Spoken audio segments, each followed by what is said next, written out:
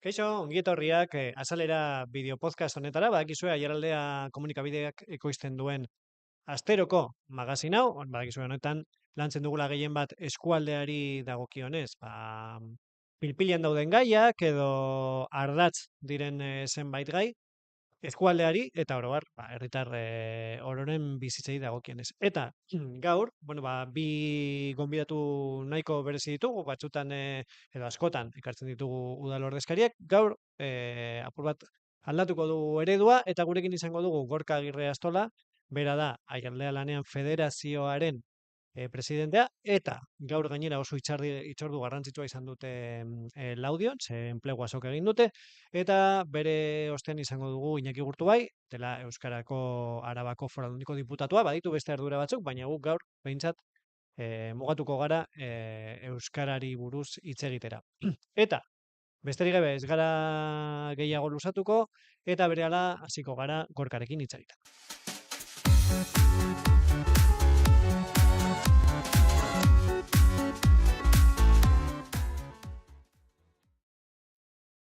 Eta, bueno, zorretan geunden, Gorka Agirrerekin hitz egin behar dugu orain. Kaixo, Gorka, zer moduz? Ondo, Ondo, orain, lasaiago agian.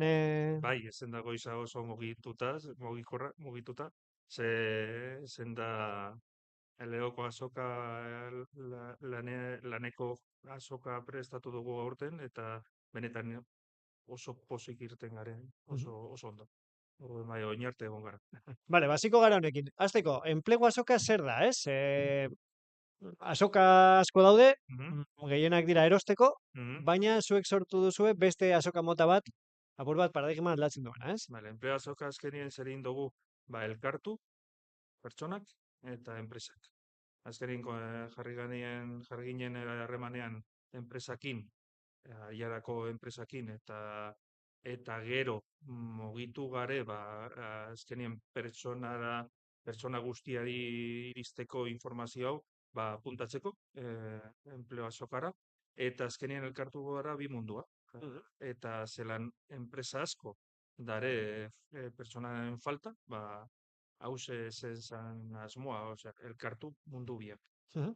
Eta uste dut, emaitzako oso onak izan direla gainera, Bai, ez? benetan. Osea, harrituta gelditu gara, ze gure enpresa aldetik etor diez hamar enpresa, osea, guretako leleukoan izateko, oso ondo etor da. Eta gainera, egon da enpresa mota guztiak, baina guretako referente bezala, diez bi, osea, bidrala etor da, eta lukar. Mhm. Diez, hori bai diela kasi multinazionalak, eta orduen, bueno, beroiek egotie guretako senda oso jo garrantzitsua. Eta hori, gero ondiez enpresa txikiagoak, baina bai, primeran, eta gero pentsatzen genuen, baina jende asko. Hasieran geukagun 50 kurrikuluna gutxi gora bera, eta etor diez asko zebe gehiago. Osea, azkenean, apuntatu diez azkenen momentuen jende ugari asko, baina, bueno, egin duguna da, tartetxoetan sartu, osea, azkenean egin duguna da antolatuta ordutegiarekin, eta orduen, libre auki dugunien, etor diez, entregatu da horiek kurrikuluna, egin dugu entrevistak, eta benetan, osea, zen da, datorren urterako beharko dugu espazio leku askoz behar handiagoa. Mhm. Aipatu duzu datorren urtean egiteko asmoa daukazue? Bai, osea, eske ni gure ustez, oin informazioa atarako dugu, egingo du enkesta bat albada jendeari, aber zelan ikusi dauen, enpresari be bai, eta emaitza horrekin, asmoa da, datorren urtien egitie, eta fuerteagoa. Eta gainera, ziur aukiko dugula diputazio eta udaletxeko laguntza, ala igual beroiek montatuko daui, ez dakigu, baina ziur, datorren urtien zelan beiten, egingo dugu, eta hoi hau, ziur. Mhm. Eta, bueno, Aiaraldea Lanean Federazioak egiten du gauza askoz gehiago, ez bakarrik gaurko enplegu plana, bueno, enplegu azoka barkatu.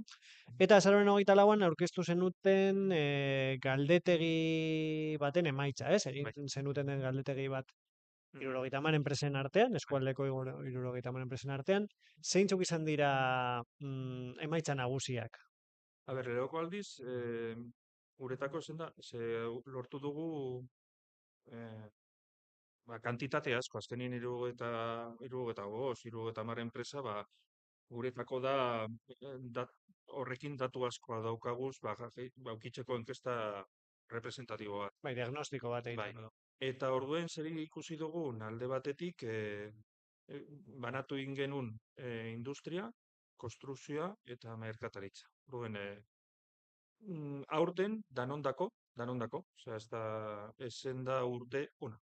Orduen hori importantea da, ze oin arte egon diez albisteak beti esen diez, ba, txarrerako, baina esen diez ala enpresa itxi, ala ere, ala erte egitie, eta orduen beti albiste txarrak. Orduen, jakitea, ikustea, enpresa gehienak, e, enpresa gehiendako urte ona izan dela, eta konstrukzioan eta industrian datorren urtien pentsatzen da hoien mantendu eta nahiko enpresak handitu bere volumena ala negozioa, ba uste dut oso importantea dela.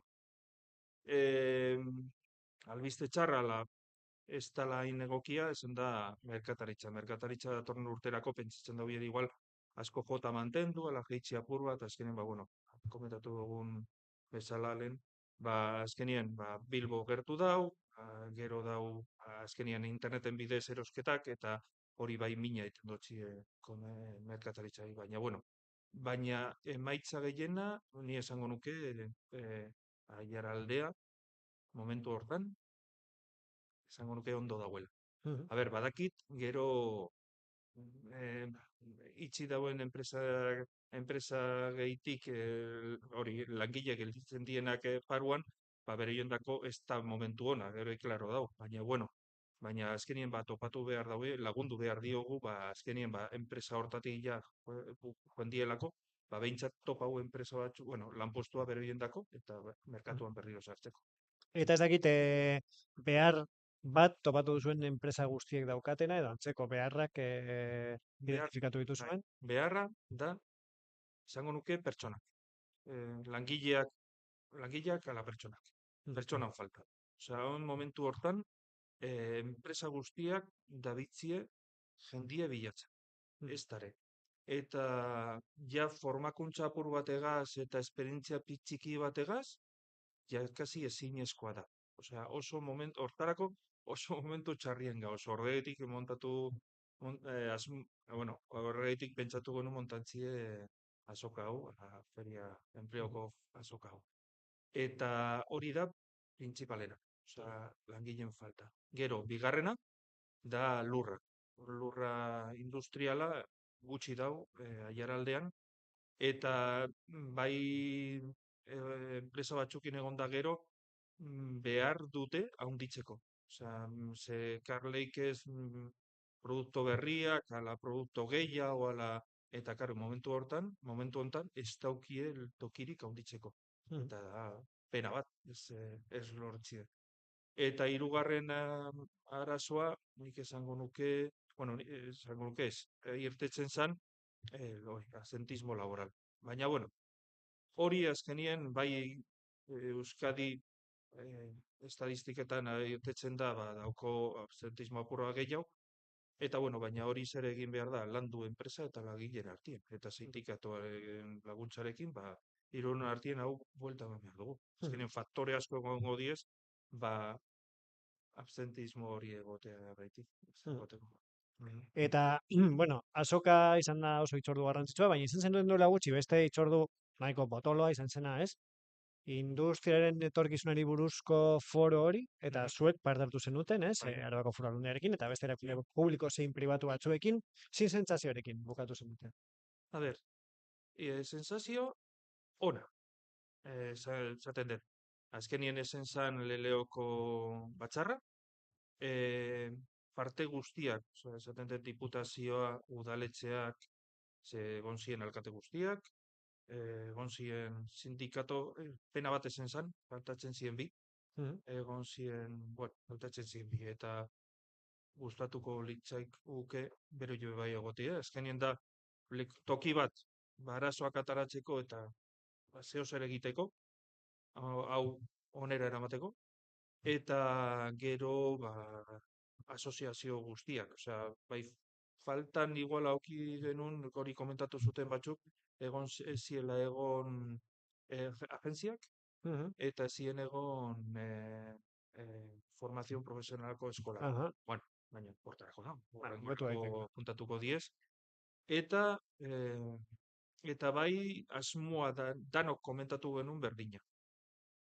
Gauzak, arazoak atarako diela mailan, eta pentsatu behar dugu zelan buelta eman, ala zelan konpondu, zelan hobeto. Mhm. Politiko guztiak hori esan zuten, eta hori garrantzitsuena da hori mantentzea. Mhm.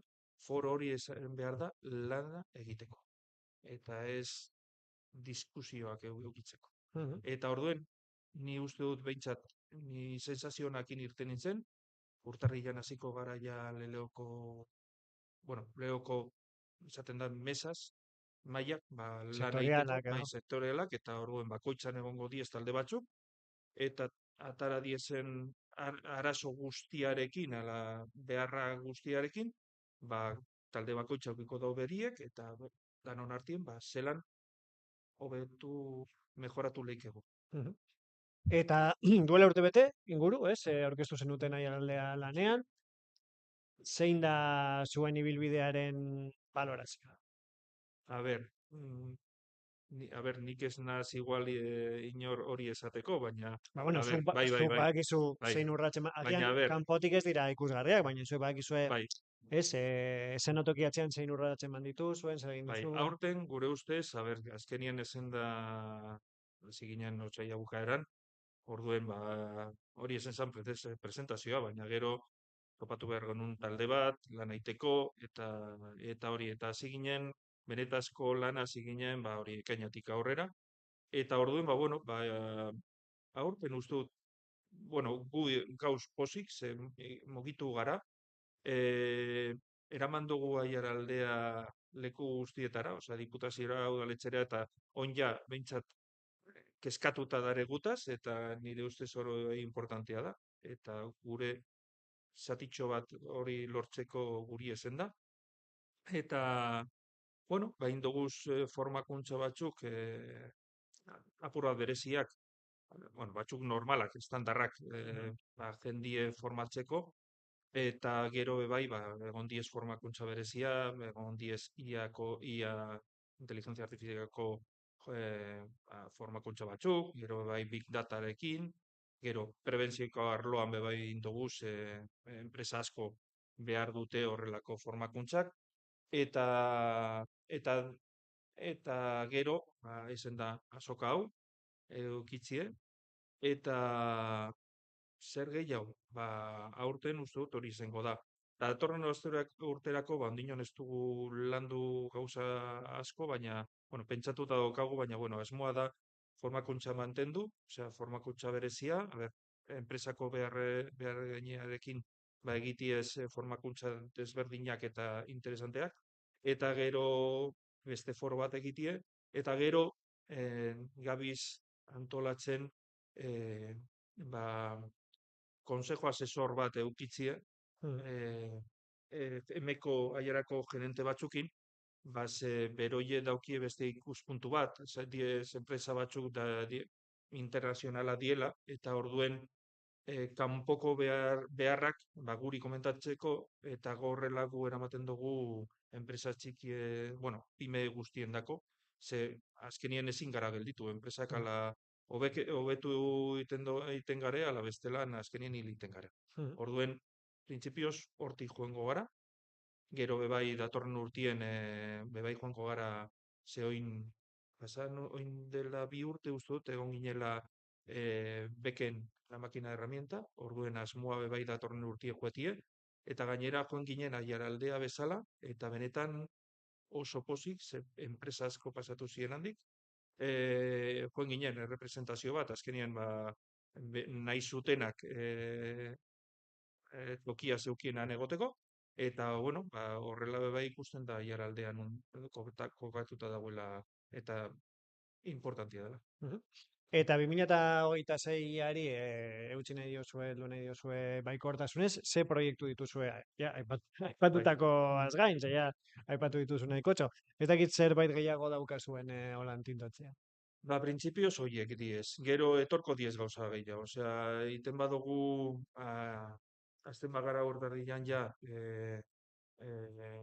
diputazioko la mesa de industrialización horrekin, ba, ziur tengore diez gai batzuk gu gero bakoitza lantzeko, ba, gu federazio bezala, sektore desberdinagaitik, eta hori da, osea, printzipioz ezin dotxut esan gauza gehiago, bai nahi dugu be bai, bueno, azkenengoa igual baina komentatzeko, baina hori beharko dugu denbora gehiago. Gabiz hor, a ber, Aiaraldea dauko sektore bat nahiko potentea dela ferrokarrila. Dare bi enpresa nahiko importanteak hemen mundu hortan sartuta da zela, eta gabiz begiratzen ea ba, landuin leikegun eh, proiektoren bat, bai Aiaraldea izateko ferrokarrileko, ez dakit, hub, ala Mhm, representatibo bezala. Orduen gor gabiz begiratzen aber zer egin leiken. mhm. Eta gauza gehiago, ba, nahi baduzu hurrengo beste Bai, baten bai. komentatzen dutzu. Berriro gonbidatuko zaitu, Bai, orduan, bai, bai, bai. bai, bai. Ederto gorka, ba, mila esker, bereziki noizean behin, albiste honen bat ere ekartzea ez dagolako Claro, txarto, bai, ez, ekar behar diez, bai, bai. ematen du albisteak beti izan behar direla txarrak, eta gehien bat, eskualdean sozioekonomiari buruz hitz egiten dugunean, ba, beti, ez, ematen du badagoela zerbait txarra, baina, bueno, gauzak ere, elementu positiboak ere badaude, Bai. orduan mila esker gure gana ekartzegatik. Eta, bueno, ba, aipatu dituzun ekimen guztiak entzut hartuta, laster arte, ziurrenik berriro deitu beharko zaituko eta. Mila esker zuei aukera ematagaitik eta barkatu nire euskera ba, ez Bai da zera, bai zera. oso ona, baina bueno, saiatu egiten naz eta aurrera praktikatzen dut gehiago, osea que mila Ez, esker. oso ondo, gorka, horregatik lasai, mila esker. Bai, mila esker. Suerte.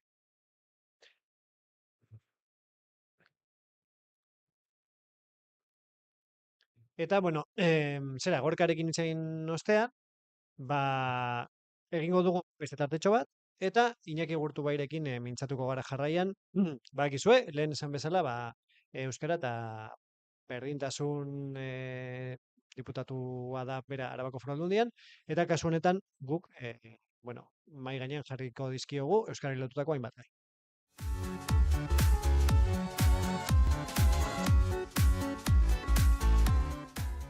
Eta arestian esan bezala, gaur, ba, Iñaki Gurtubairekin mintzatuko gara, berak ditu ardura anitz Arabako Foru Aldundian, baina gaur gonbidatu dugu gehien bat euskarari buruz aritzeko. Eta, kaixo Iñaki, zen moduz?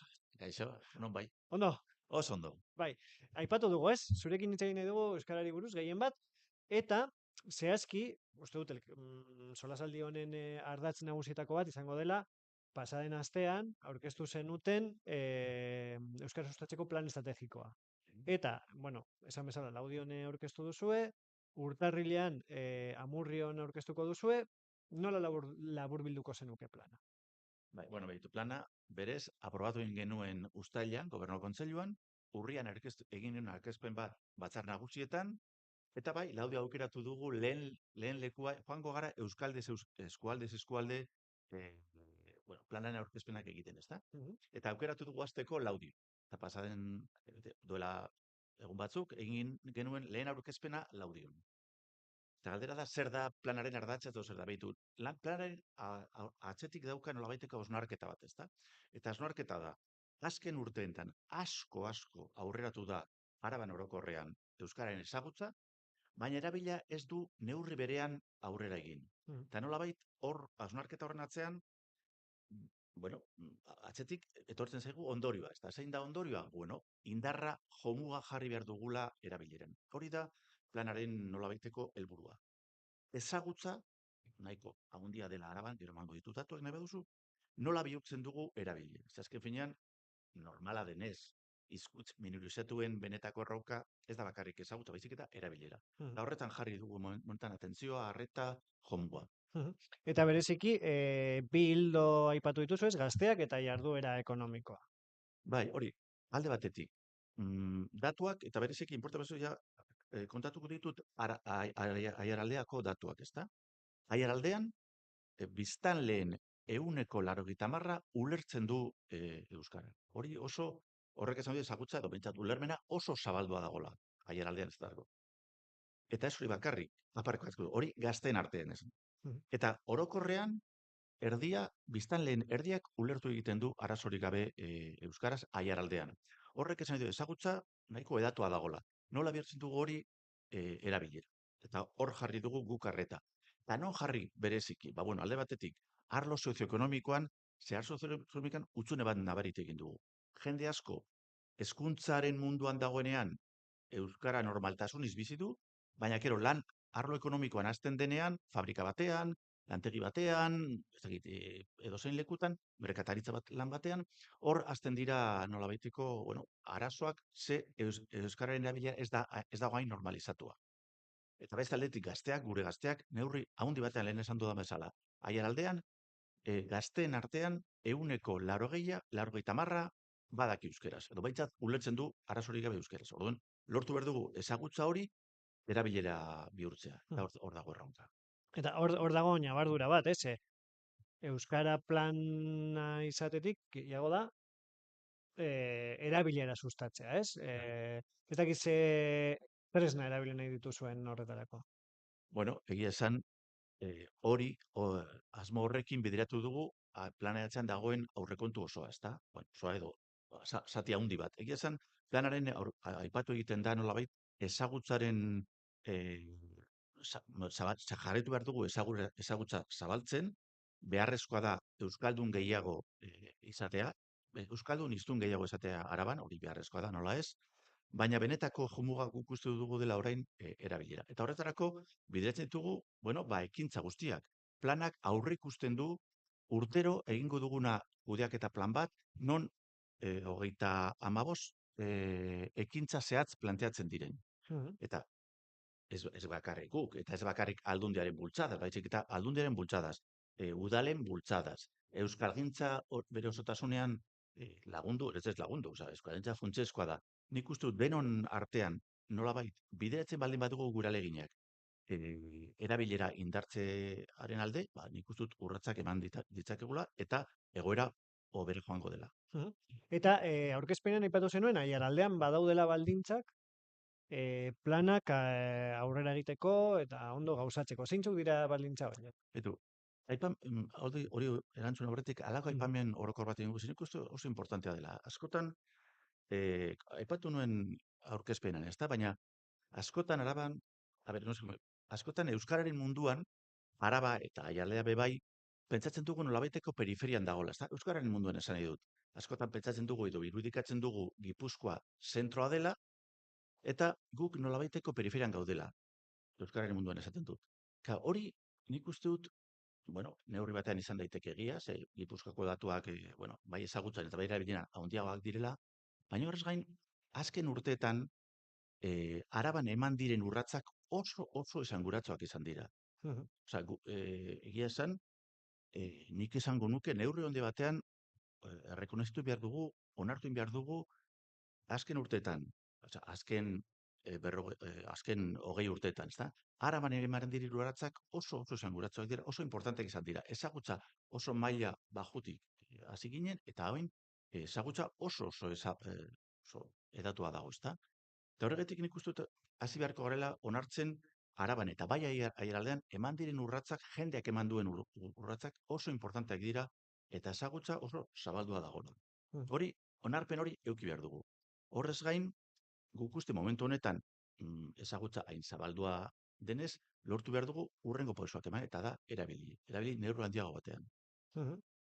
Eta aldundiari askotan, zera leportatzen zaio, behintzat aiaraldean, erakunde urrun bat dela, plan hori aiaraldean lurreratzeko orduan, zeintzuk dira apur bat ardatzak? Betu gure, guk hainbat ekintzak aurrikusi dugu, eta egia esan, askotan ematen du aldundia Gasteizen dagoela, ez da? Baina aldundia berez Araba osoko erakundea da, eta guk saiatzen gara, eta nik uste neurri batean hori demostratu daitekela, hemen badaukagu bulego bat irekita aldundiarekiko harremana aiaraldeako jendearentzat errazteko, ez da? Baina ez hori bakarrik, plan honen lehen aurkezpen ekitaldia hemen egin genuen Laudion, eta ez dut esango bigarrena, baina urtarrilean egingo dugu beste aurkezpen bat, esaterako Amurrion. Beste eskualdean ez dugu bi aurkezpenak egiten, batekin nahiko izango da, baina hemen bi egingo ditugu alde batetik. Aialdeko jendeak askoak zaretelako, beste eskualdekin konparatuta, eta nik uste dut hemen ere euskararen egoera, bueno, nahiko ona dela beste eskualdekin konparatuta, ezta? Mhm. Eta beste gakoetako bat, zuen ustez, plana gauzatzeko izango da elkarlana. Ze paper jokatuko dute Arabako elkarteek edo herri mugimenduek plan honetan? Bueno, jakin behar duzue, planaren diseinuan, erabileran ere oso elkarlan baten emaitza esan dela. Osea, planan parte hartu dute udal eta kuadriletako guztiak euskara teknikariak. Arabako euskara batzordea parte hartu du. Pertsona, nola modu partikularrean parte hartu dute euskaltzale berezi izan nahi dut, aditu batzuk. Bueno, nolabait, erabileran ere parte hartze oso zabala izan da. Baina orain etorriko da, ja plana aprobatu da dagoenean, etorriko da garapena. Garapenean ere gustatuko litzaiguke parte hartze zabala eukitzea. Eta horretarako, ja harremanetan jarri gara eta jarriko gara, euskararen munduan, euskalgintzaren inguruan dauden eragile guztiekin adierazteko zeintzuk dira guk aurre ikusitako ekintzak eta haien proposamenak, haien ekimenak nola lagundu dezakegun, ezta? Eta horretarako ere prest gaude. Gustatuko litzaiguke aurrekontu bikoitza eukitzea, baina daukagunarekin gauza asko egin ditzakegu. Guk bultzatutakoak edo euskalgintzako edo zein taldek bultzatutako ekimen bat, ekintza bat, gu prest gaude laguntzeko bai. Eta aipatu dugu, bueno, euskalgintzak mundua, aialdean badaukagu aialdeko euskalgintza kontseilua, aurten beteko du talde, bueno, kontseilu horrek beteko ditu 10 urte. Zein ardura egotzi dio Arabako Foru Aldundiak plan horretan adibidez aialdeko euskalgintza? Justu, laudien egin genuen aurkezpenan egon zen Euskalgintza Kontseiluaren ordezkari bat, eta berarekin hitz egin genuen momentu batez, nolabait aurkezpen amaitu eta gero, eta nik esan nion, ezta? Gu prest gaudela, haiek proposatutako ekitzak edo ekimenak laguntzeko, bideratzeko, parte hartzeko, esan nahi dut guk irekita gaude, gure ekintzak plantatuko ditugu eta karriko ditugu gauzakona, aiaraldera, baina berz gaude ere, haiek daukaten ekimenak edo iniziatibak, laguntzeko, parte hartzeko edo bultzatzeko. Osea, gure ustez, oso importantea da, gainera hemen ikustu dut, zuk esan duzun bezala, aiaraldean badago, euskalgintzaren ikuspuntutik badago, eragile asko, ezta? Eta, bueno, guk hor humiltasun, apaltasun osoz, prest gaude laguntzeko, gure bultzada emateko eta haiekin konpartitzeko. Eta kanpora begira eta barrura begira ere proposatu duzue aurrera egitea, ez? Euskararen zabalpenean eta apur bat esparru horretan sakontzeko. Arabako Foru Aldundian ere proposatzen duzu zerbait egitea, ez? Ze izango da zuen bidea? Bai, alde batetik, plan hau jakin behar duzu da nolabait kanpora begirako plana, ezta? Kanpora begirako plana, ze azken finean da erabilera plan bat.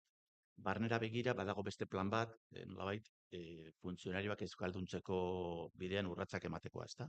Baina kasu honetan plan hau bereziki kanpora begira dago aurreikusita. Baina oso importantea guretzat ere kanpora begira eta barrura begira euskararen ezagutza handitzea. Eta horretarako laguntza bereziak planteatzen ditugu, bereziki hemen Araban A1 eta A2 tituluak lortzeko edo tituluak lortzeko ikastaroak laguntzeko eta azken urtean horrela egin dugu eta jarraituko dugu bide horretan. Eta nolabait erakunde publikoen euskalduntze prozesua uspotzeko, hemen adibidez aiaraldean izan dugu aiaraldeko euskalgintza kontseilua 10 urte hauetan, egin dituzte kanpainak, bademagun hauteskundeetako hautagaiek euskararen aldeko konpromisoak hartzeko, edo jaiak euskalduntzeko, edo behintzat euskararen presentzia hor bermatzeko. Nola baloratzen dituzue Arabako Foru Aldundian horrelako ekimenak, hau da?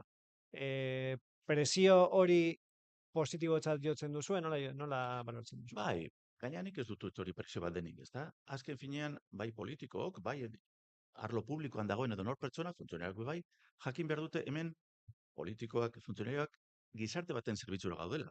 Eta gizarte horrek, kasu honetan euskal gizarteak, erabaki duela elebidun izatea, ez bakar. Osea, elebidun izatea, orduan, nik uste dut normala normalek izan beharko litzateke, jendearen aurrean, jendearekin lan egiten dugunok elebidun izatea, gizarteak berak elebiduna delako.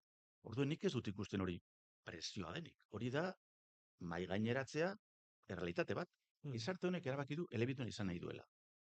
Neurri handi batean gizarte honek lortu du elebitasun puntu bat. Bueno, guain, politikok, funtzionarioak, arlo publikoan gaudenok, elebidun izan beharko gara, gizarte honi zerbitzu on bat emateko. Eta, bueno, ipatuta herri ekimenak, Euskaraldia ere, bueno, egutegian data garrantzitsua da. Nola baloratzen du Arabako Foru Aldundiak? Egitasmoa eta zer ematen dio Arabako Foru Aldundiak egitasmoa? Bueno, guk, Euskaraldia da ekimen bat, ezta? Eske pentsatzen ari ez datorren urtean etorriko zaigula korrika be bai, eta beste ekimen bat, eta guk bai korrikan, bai Euskaraldian beti parte hartu dugu erakunde modura, nik. Ona etorri baino lehen, Aldundia etorri baino lehen, izan nintzen Gasteizko udalean euskara zinegotzia. Hainbat urtez parte hartu dut korrikan, hainbat urtez parte hartu dut Euskaraldian, laguntza ekonomika eman diogu bai korrikari, bai Euskaraldiari, baina horrez gain parte hartu dugu, ez da bakarrik diru ematea edo diruz laguntza hori oso importantea da bai, baina horrez gain nik uste dut importantea dena gure presentziarekin ere hor egotea Euskaraldian. Eta, bueno, gure asmoa orain arte egin dugun bezala, edo behintzat nik egin dudan bezala, nire asmoa da jarraitzea bai Euskaraldea, bai korrika laguntzen, ez bakarrik diruz, baizik eta nire presentziat, eta aldudan neurrian parte hartuz normalen korrikaren inguruan, Euskaraldean inguruan egoten dira beste ekintza kultural batzuk, ezta? Hor parte hartzeko gonbita egiten dut, eta gonbite hori onartu egiten dut, nik askota joaten naizelako bai. Eta etorkizunera begira, ja amaitzeko,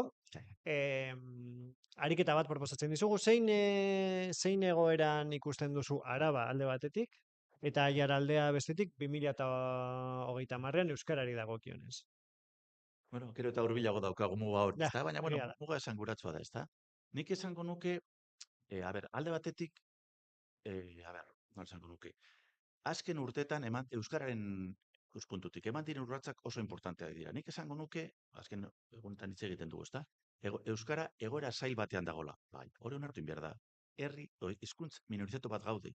Bai da gaudela egoera zail batean, baina noiz ez gara egon euskaran egoera zail batean.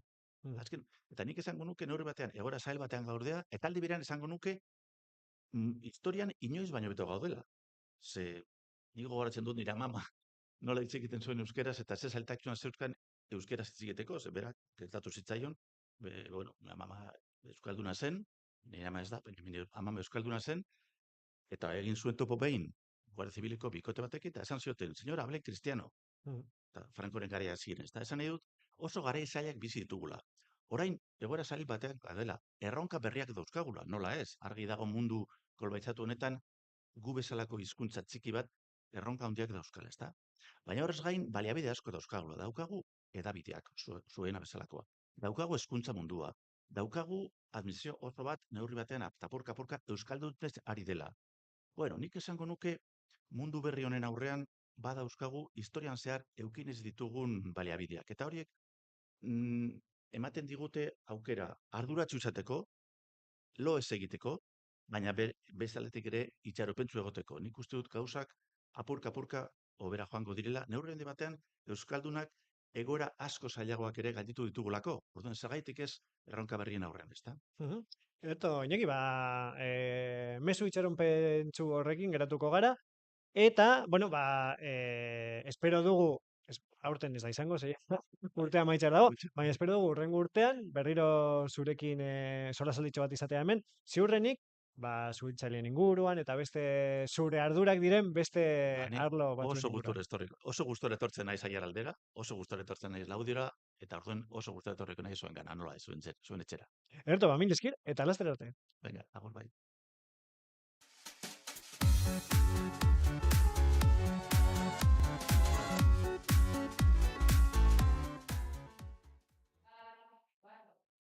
Eta honekin, Iñaki Gurtubairekin izandako elkarrizketarekin, onaino gaurko azalerak eman behar ziguna. Gogoratu, Aiaraldea komunikabideak ekoizten duela azalera bideopodcast hau, eta, bueno, urrengo astean ere, hemen egongo garela, astero bezala, ordu batetan, aurrengo astean beste gonbidatu batzuk izango ditugu, adibidez, itzuliko gara udal eguneroko alantzera, eta gurekin izango dugu Amurreko udaleko ordezkari bat, eta bueno, izango ditugu bestelako gonbidatuak ere.